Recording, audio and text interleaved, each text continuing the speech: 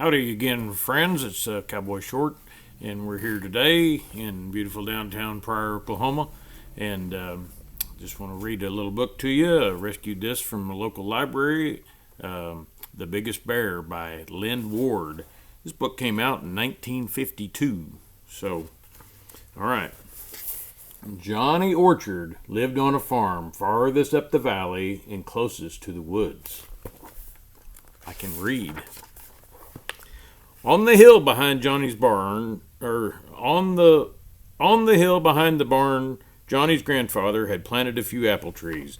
These were the only apple trees in the valley, and they were known as Orchard's Orchard. Whenever Johnny went down the road to the store for a piece of maple sugar or something, he always felt humiliated. The other barns in the valley usually had a bearskin nailed up to dry, but never Johnny's barn. See the bearskin? There's Johnny going down the road. Every fall for 3 years, Mr. McLean had come in with a bear.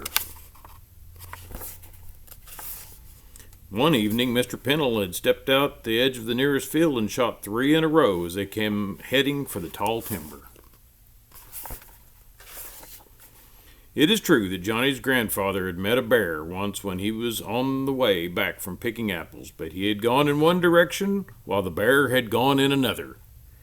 When Johnny had asked him why, his grandfather said, "Better a bear in the orchard than an orchard in the bear." It was very humiliating. It's a big bear.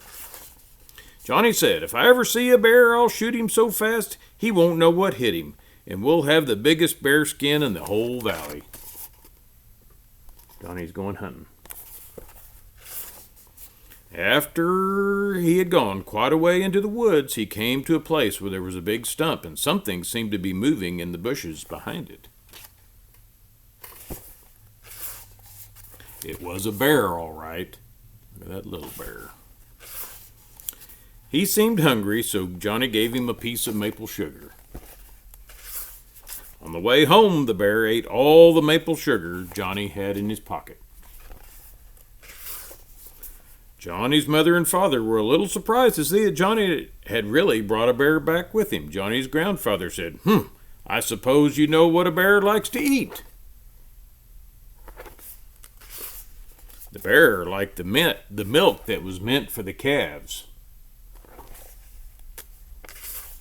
He liked the mash meant for the chickens. He liked the apples in the orchard. He liked pancakes on Sunday morning. And most especially, he liked the maple sugar that Johnny brought him from the store.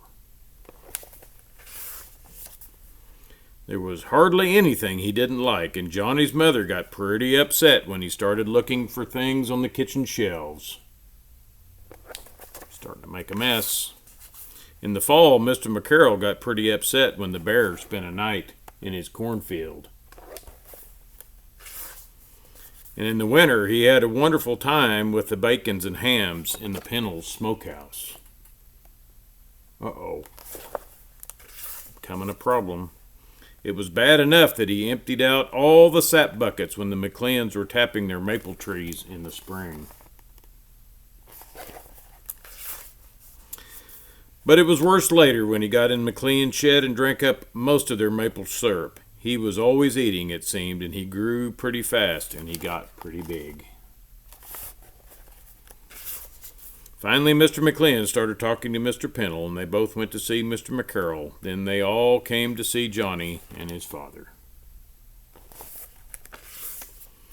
What they had to say about Johnny's bear was plenty. He was a trial and a tribulation to the whole valley.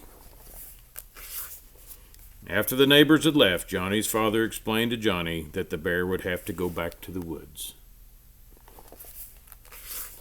So the next morning, Johnny started out. They walked for miles due west to an old lumber road way past Baldwin's Hill to an old clearing that was overgrown with raspberries. Johnny explained to the bear that the time had come for him to go and live in the woods. Like other bears, he gave the bear a last hug and started the long walk home. While he was doing chores the next morning, Johnny saw that the bear hadn't stayed in the woods very long. So Johnny started out again, due east this time, to the Blueberry Bluff, way past Watson's Hill.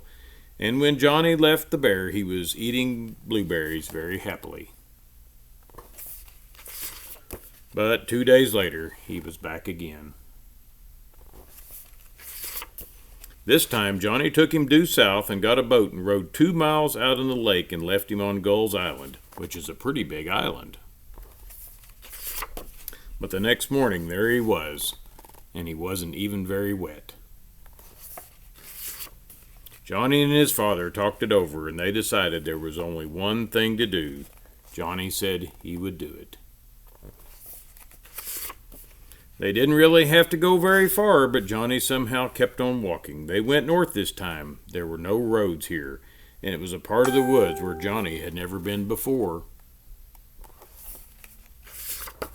At last they stopped. Johnny seemed to have a hard time getting a bullet in the gun.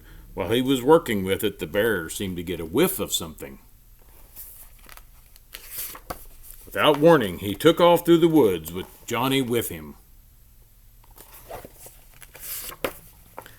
They went through the woods so fast that Johnny lost his gun, but he held onto the rope. They seemed to be heading for a sort of little log house. They went through the doorway pretty fast, and something came down with a bang, and they were prisoners.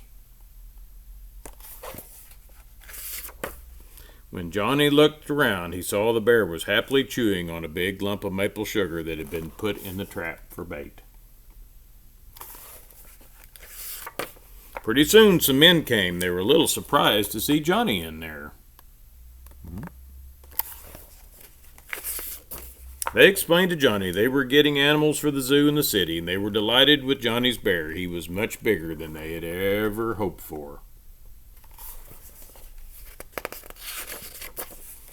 He will have a fine place to live and all he wants to eat, the men told Johnny, and you can come and see him whenever you want to.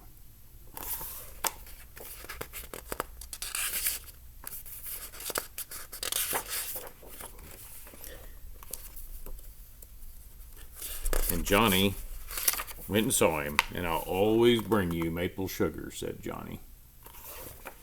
Well, that's a good story. The book's been around for a long time. Well, Stumpy, did you like it? I think he did. All right. Well, have a good day, and hope you enjoy listening to Cowboy Short. See you later.